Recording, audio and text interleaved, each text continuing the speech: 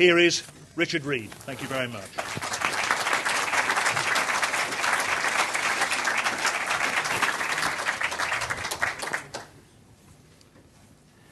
I've got to start by saying thank you. It's such a relief to come and find the room's actually got people in it. I was so nervous about standing up and seeing that the room was going to be empty. And I'm partly paranoid about it because I was chatting to a guy called Digby Jones recently. He used to head up the CBI, and he did tell me this story about this horrible experience he had where he turned up to do a presentation, and he said there was literally just one person in the audience, and he travelled all the way up to, I think it was somewhere in Hull, to give this talk. We figured, well, he's gone all this way, he's got to do a professional job, so Digby gave the presentation and said, though, to be fair to the guy, did everything he could to try and be a good audience, you know, he sort of laughed at all his jokes, tried to give him a round of applause at the end, and Digby said, look, I hope you don't mind, but rather than hang around and take questions, I'm just going to nip back down to London. And he said this guy looked absolutely crestfallen and said, well, I'd much rather you didn't, because I'm the next speaker. So to have a room full of people, especially on such a summery night, is a real treat, so thank you for that. I also just want to start with a couple of caveats, if that's okay, as well. As I'm slightly nervous. I've got people here under false pretensions. But firstly, that I did set up the brand Innocent, but I can't claim to know much about marketing. So if you're here for sort of marketing theory and strategy and models, and you've really lucked out. I don't have any of that stuff. I'm sorry. And also the topic that I was talking about, it's more something that's a bit of a personal bugbear of mine, and I will try not to make it heavy, and I promise I've got lots of pretty pictures in there to lighten it. But it's more a sort of just a question about the role of businesses in society. So when I say, can brands save the world, I mean brands in the widest possible definition of them, because I've always seen the Innocent brand to be the business, the people within it, the products we make, the way we behave, our social and environmental legacy. For me, that is, all of it adds up to the brand, all of it is the business. For me, they are synonymous and one and the same. So whenever you hear me talk about the word business in here, think brand, and every time I say the word brand, think business. For me, there is no separation between the two. So those are my caveats. So to get on with the presentation, I guess if I was going to sum it up in a nutshell, this is all about, for me, recognizing that I think capitalism as a system has got us into the hole that we are currently in as a world. But I'm also an eternal optimist, and I believe it will be capitalism and business and brands, as well as going into the hole, will be able to get us out of the hole. And so I was just going to sort of try and bring that central thesis to life, sort of break it into the constituent parts of how I've got to that sort of slightly simplistic view on the world. So it starts with my first belief, which is that if you look throughout the history of humankind, there has always been a predominant force influencing society. It's changed over time, and there have been different runners, but I think ultimately it's businesses that has won and become the single most important, the most influential discourse for the way the world works. And it certainly wasn't always that way. I think if you look, I mean, I'm not a great historian, but if you look from the sort of the earlier times of society, religion was definitely the first horse in the race. That was the thing that wars were fought by. That was the thing that influenced hierarchy. Typically in subsistence agricultural economies, it was the church that you were affiliated to. That was everything from determined the side that you were on in the war through to your social and community life. And that had a really good running. I think that had a good 300 years as being the sort of the predominant discourse for society. I think, though, in the last century, in the 20th century, political ideology sort of took over as being the single most important, and certainly not these are only, but the single most important influence on the way society works and operates. The 20th century was, of course, the century of the great clash of political ideology. It was the East rubbing up against West, or the behind the world wars, but then dictated later in the sort of second half of the 20th century all about the Cold War era. And it's for people who lived through that, and obviously I did not, but looking back in the history books, that was very much the predominant discourse in society that was influencing the way that people lived. But I think now it's business that over the last 30, 40 years, after always being there in the background, always having its sort of peaks and troughs, has really just sort of sprinted to cross the finish line first. And it really does, to me, feel like business, money, brands, whichever way you define it, is the is the tune that the world dances to these days. This is a fact that I got pitched at recently, that of the 100 largest economies in the world, 51 of them are corporations, which is, to me, is a pretty big sort of headline statement. Walmart is bigger as an economic entity than the majority of nation states on Earth currently. I don't know if that's okay or not. I just think it's something that it's to be aware of, because to me it doesn't sound insignificant. For me, this was the greatest proof, though, if you ever wanted to see business as replaced in the Cold War era as the predominant discourse. You can now get merchandise, the Cold War unicorns of commie versus freedom. And you can just see, if you ever go to Moscow Red Square, you can just see Lenin twitching in his tomb as he realizes his ideology has been junked for the sake of some cheap plastic toys. But anyway, that's my sort of opening principle that businesses want, right? It's the thing that shapes society more than anything else these days. Certainly not the only thing, and religion is still there, very dominant in societies, and has been in the news a lot more over the recent years. But if you were to say the single biggest thing right now, of what's influencing the way the world works, it's cash, it's money, it's business. Now, if you were to speak to the anti-capitalist demonstrators always throwing their chairs through Starbucks, they'd say that is a bad thing. And I have a slightly wider view. I think if you look at business and what it's done for us, it's achieved many, many brilliant things. And actually, for me, it's the miracle of modern consumerism that explains why we are not still dying aged 45 in some miserable little hut after having 20 grim years being married to some toothless hag or husband. I mean, we have pulled ourselves up out of the sort of subsistence lifestyle. Our life expectancy has tripled. Infant mortality is almost in a decimal places. That has been made possible by the economic miracle of sustained growth. And that is what business does.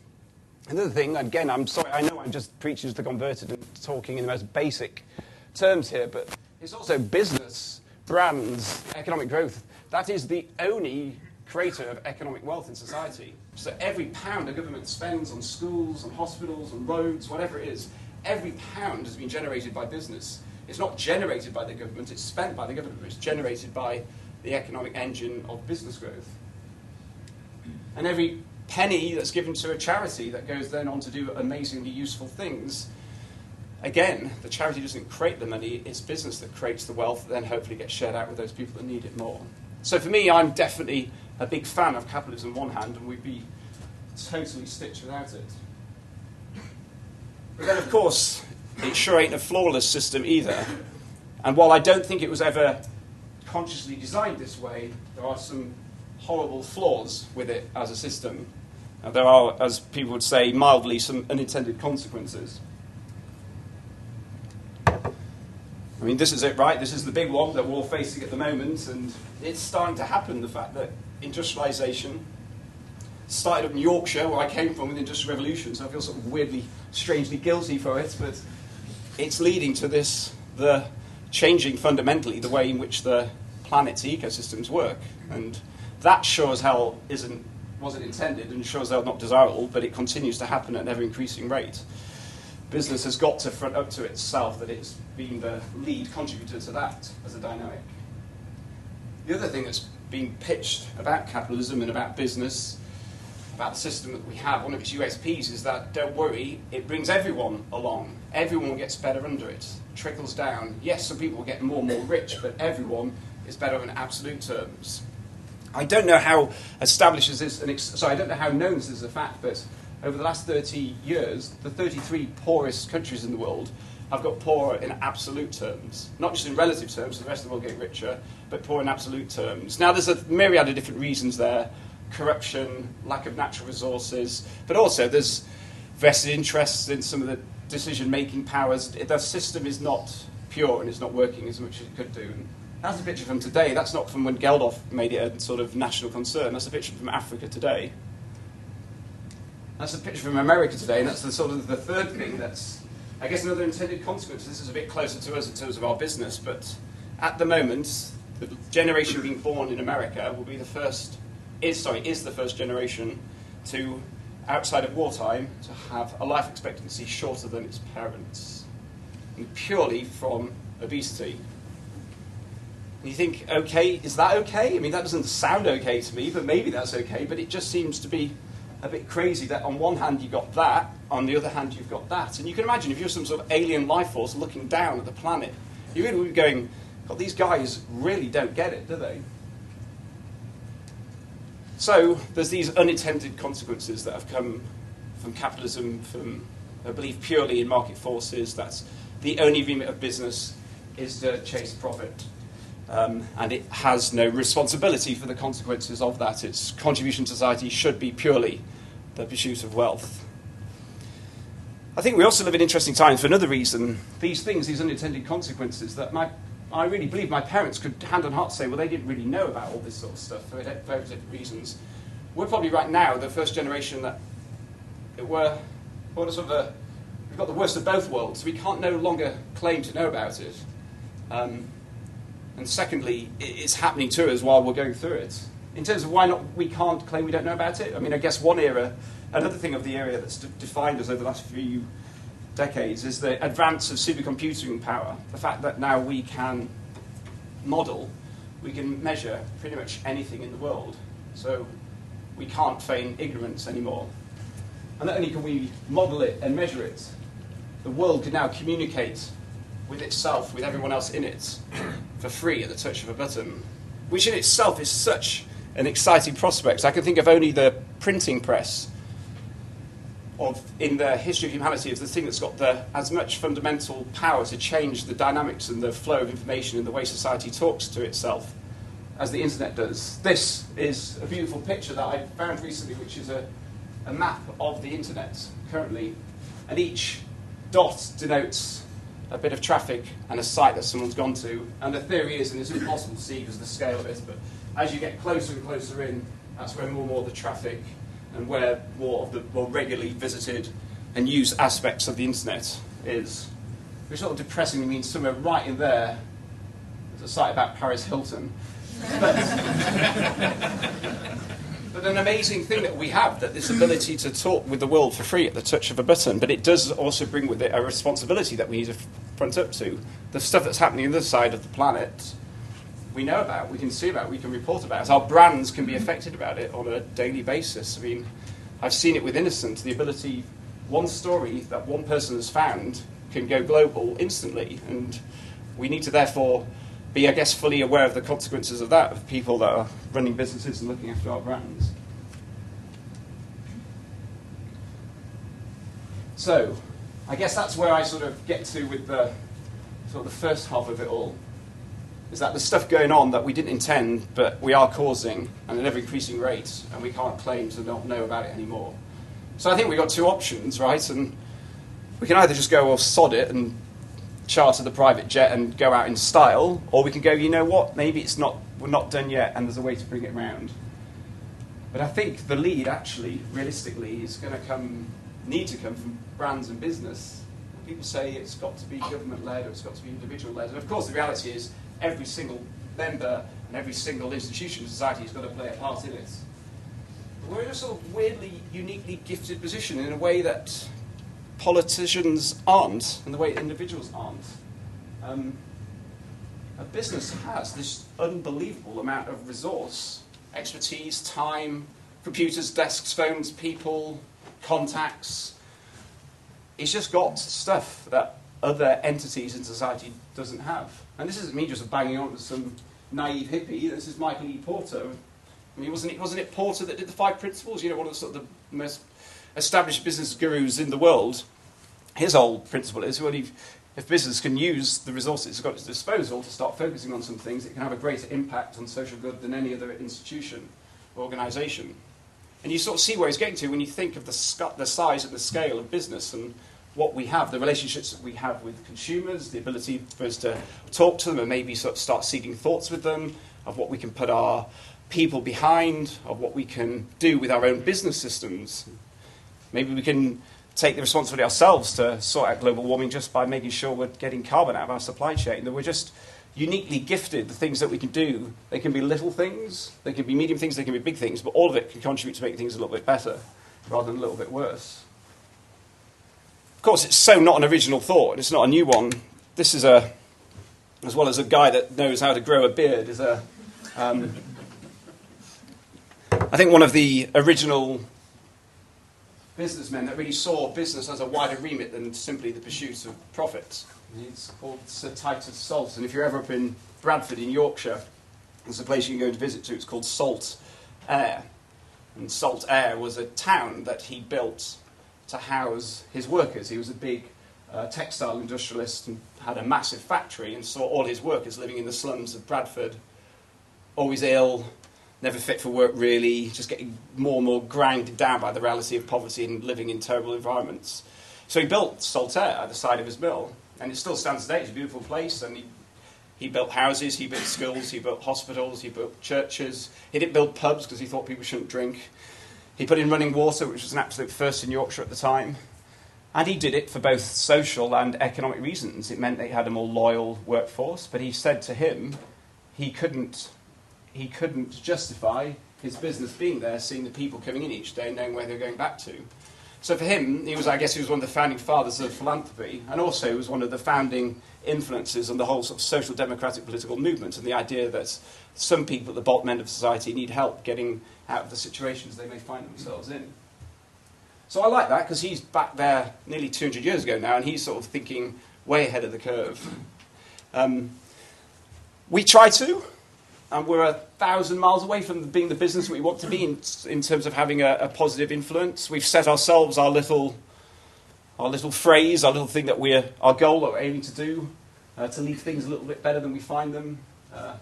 I put that picture up because I'm conscious it makes us sound like Miss World contestants, but hey, there's nothing wrong with Miss World contestants.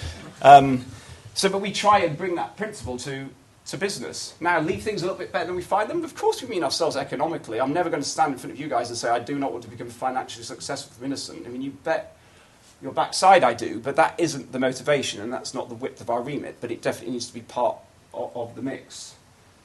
But it's an easy platitude to say. You've got to sort of work out, so how can you use your business, how can you use your brand to actually try and materially change things, and materially, in little small ways, leave things a little bit better than you find them.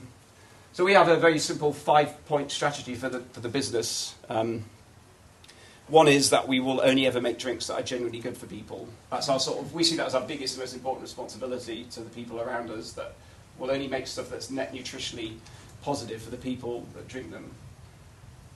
We'll then make sure that we do what we can to increase the supply of ethically grown fruit to the world, and that will be there as well as helping increase the supply, creating a demand for it, for paying a premium. So the fruit that we use, the best fruit that we use, comes from farms that just have a slightly higher than average policy in terms of looking after the workers, looking after the local biodiversity, looking after the local community. It costs. I was speaking to Jess, who's our sustainability head the other day. We're using Rainforest Alliance pineapples at the moment. We've had a guy out in the field for the last 2 years teaching farmers how to grow it in a more enlightened way. We're paying 30% premium on those pineapples versus the regular, conventionally grown pineapples. Now, we're hoping over time that as more people come on board, then the price will get reduced. So I can't have a business model that's paying 30% more for its core ingredients long term, but we can for a while, especially if it's going to help increase the supply globally. Third thing we do is we have sustainable packaging. So we brought out the world's first recycled plastic bottle this year. We're pushing forward on taking the amount of paper out of cartons and so on and so forth. And none of these things are big in their own right, but hopefully over time they add up to lots of little things add up to something that's just hopefully slightly better than the other options on shelf. We're always pushed hard on green electricity, making sure the business is resource efficient. So Innocent's always ran on 100% green electricity, but now we take that out into our supply base. So our biggest win of recent months has been our biggest manufacturing partner has moved to green electricity, and that instantly took out 15% carbon dioxide embedded in each and every Innocent smoothie carton, which is a material change and one that they feel is worth paying 10% more for their electricity. And the fifth thing we do as part of the business model is make sure a minimum of 10% of profits go to charity each year, principally back into the countries where the fruit comes from to aid rural development projects. And so it really helps sort of, I guess, make sure that the people that need the cash a little bit more than us are getting some of it. Now, giving 10% away is a nice headline. Of course, what it means is we're still keeping 90% for ourselves, so we ain't some latter-day saints. My belief is if you can't achieve what you need to achieve with your business with 90% of your profits, then you're probably not just being as efficient as a business as you could be. So that 10% going over to people that need a bit more for us, we think it's just a good way to help keep the business a little bit honed. Now, we do all that sort of stuff, I guess, because we're lucky, right? Because I set the business with my two friends, and it was a clean sheet of paper, and we don't answer to anyone apart from ourselves and our parents, so we can actually sort of make it the way that we want it to be. But if I had to come up with the economic rationale of why it's worth businesses to sort of slightly widen out the remit and think a little bit more about their external impacts and trying to sort of leave things a little bit better than you find them, I guess there's obvious ones, right? Probably in three areas. One is, I think it allows you to have a very slightly more engaged, loyal consumer base. I really don't think it translates much more into sales, but I reckon there's 2 or 3% of our consumers out there that are loyal to Innocent because of this. So it's really not going to change the story of your business, but it might help keep a few more people a bit closer. It will never pay back for itself, though. I guess that's the thing. But it's cool. There's some people that sort of, when they hear about it, they like it, and they're a bit more likely to buy us than everyone else. It's not the reason why we do it, but if I was to build a pitch for why the companies could think about these things, then you could try and take that one to the chairman. You bet good luck doing the ROI analysis on it, because I don't think you'd ever show something that paid back. There's a thing that can get you closer to retailers. So we do a thing each year called the Big Knit. I don't know if any of you guys have heard about it, but it's this crazy thing where we get people to knit little woolen hats. You can see a couple here, maybe. And they get stuck on the Innocent smoothie bottles, and then they get sold through. We do this in partnership with Sainsbury's. And for everyone that gets sold, 50p gets raised for charity, gets sent to help the aged and age-concerned to keep old people warm during the winter. 20,000 old people in the UK still die each winter through lack of heating, which is amazing in the 21st century, but there you go. So we do that, and that's a good example of social marketing, and it gets us a bit closer. And, I'd rather be doing that than a bog-off. Now, the reality is we're having to do bog-offs as well, but this is just a great way to get a bit closer to a customer. Again, no chance does it pay back. I mean, we've had a disaster on this thing. The guy that came up with the idea was a guy called New Adam that worked in Innocent. An amazing guy, and he came up with the idea of getting these hats knitted and raising money for charity. And I said, good luck, mate, but it's never going to work. And so I happily signed it off, and I just couldn't believe he thought there was the way he was going to get grannies to knit these little hats. I said, you're going to surely have to get them done in a factory. He said, no, I'll get volunteers to do it. So, 50p a hat, don't care, because there's not going to be many hats, signed it off. He gets 3,000 hats knitted that first year, fine. Second year, it's 20,000, starting a bit hot under the collar. Third year, it's 80,000. Fourth year, it's 220,000. This previous year, it was over 400,000 hats, all knitted by individuals volunteering up and down the length of the country. Jesus, he's bankrupting the company, but it's a good. If you're going to go down, it's a good way of going down. But anyway, you could argue that there's maybe doing some of this sort of stuff if you get aligned with your retailers or your core customers as a way to build business benefit. Again, you're never going to show it on a balance sheet, though. It's just never. You never get back more than you spend in a way that you could measure. I actually think, though, for me, the biggest, if you want a sort of a commercial benefit for doing it, is I think what it does allow you to do, though, is to keep an engaged, intelligent, committed group of people engaged and committed for longer, because we all read the same newspapers, right? And for me, I personally derive satisfaction from Innocent, from, yes, it being high growth and doing well in the commercial context, but I also get a good sort of groundswell of motivation for myself about the fact we're trying to do things just a little bit differently. And I think the rest of the team do too. And I think maybe you could sort of try and somehow extrapolate and say that there's a benefit there in terms of attraction of brilliant, committed, altruistic, but also commercial people, and keeping them along for longer. So anyway, as I say, we do it because we always have done it that way, and we never thought about it. It was just the way we wanted to do business. But I accept it's very easy for me to be like that because we set the business from scratch. It's much harder if you're already looking after a brand. But what I would say is the basic principles still are there, that there's a need for business to lead more in this sort of stuff. And I think there's also an opportunity commercially, be it with your consumers, with the people that work for the business, be it your retailers, there's an opportunity for business to lead more in this stuff as well. And I guess that's the thing, right? It's not supposed to be all hippie nonsense. There is supposed to be some hard economic, commercial benefits from doing all this sort of stuff. There's nothing better than doing well by doing good. If you go back to the same geezer that was talking before, Michael E. Porter, he says there's a way you can, if you get and make sure that the company chooses that particular social problem that it's most closely aligned to being able to solve because of the nature of its resources or its skills or its people, there's actually a way you gain greatest competitive advantage. It's a way to sort of hone the skills, to learn the things that you need to learn, to improve the dynamics in the market. Henry Ford had, again, there's all these people that are way ahead of the curve. They were thinking this stuff 100 years ago. I mean, Henry Ford, God knows how rich he was by the time he died, but he definitely did well. But he also had a very wider sense as well. His vision for America was for every working man to have access to a car. Now, of course, because that meant ka-ching sales for him, but he also said he could have achieved different things. The market at the time was all about selling expensive cars at a really high profitable price. And he said, no, actually, I would much rather sell more at a much lower price and take much less profit, because it's going to give, larger people access to the enjoyment and the benefits of owning a car, and secondly, it's going to give more people an opportunity to earn good wages. And he paid double what the rest of the car industry were paying at the time. He said, those are the aims I have in life. And so I love that sense of a businessman 100 years ago, while still being extremely ambitious about wanting to achieve commercially. He was also thinking, what's my legacy going to be socially? Best example I heard recently of a company doing something where they absolutely took what they were great at and applied it to a situation where there was no commercial upside, but boy, was it a good thing. It was, so a team of Microsoft employees that worked in East Europe were sort of in and around the Balkans when the Balkan War was going off, and went to the senior management and said, look, this is crazy, this shit is happening right on our doorstep. There must be something that we could do.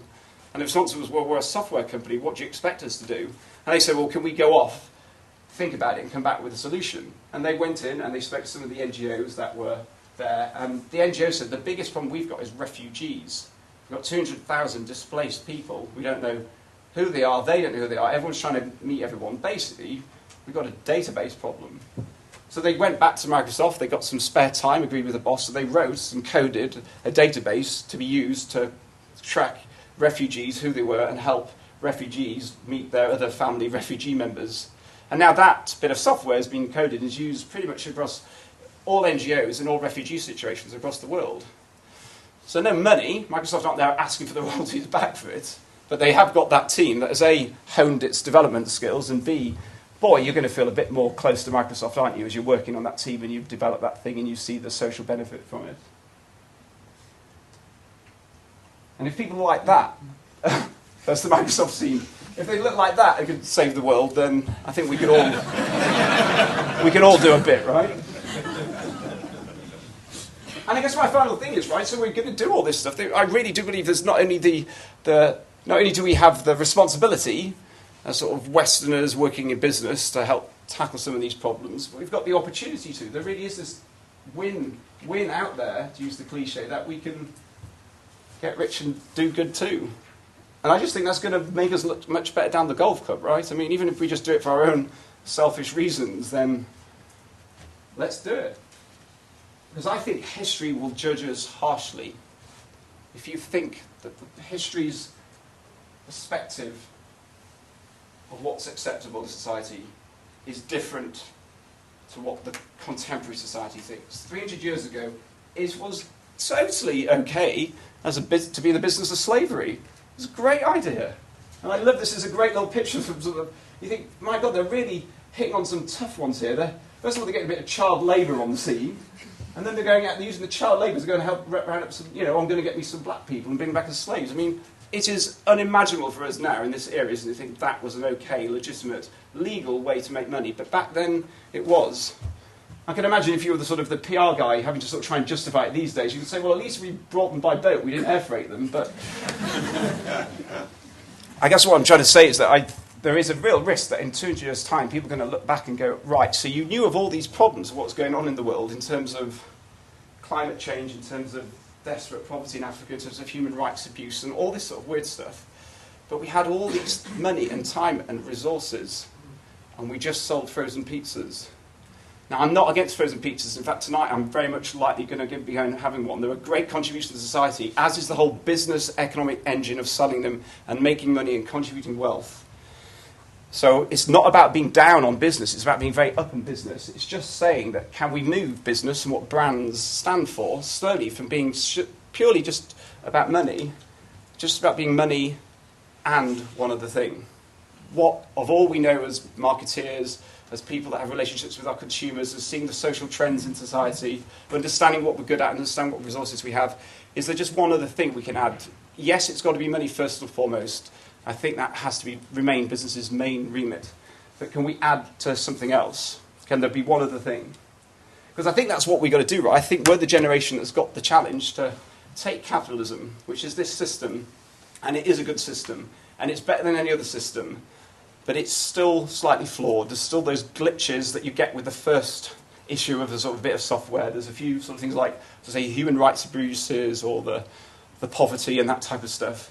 So all we've got to really do is just work on capitalism 2.0. We've got to lead that charge and say, can we find a slightly better system? One that allows us to meet the commercial aims, and they should and must come first, but also has a slightly wider remit. So we use the brands that we're in charge of, the brands that people connect with, the brands that communicate with people, and our business systems to help leave things a little bit better than we find them.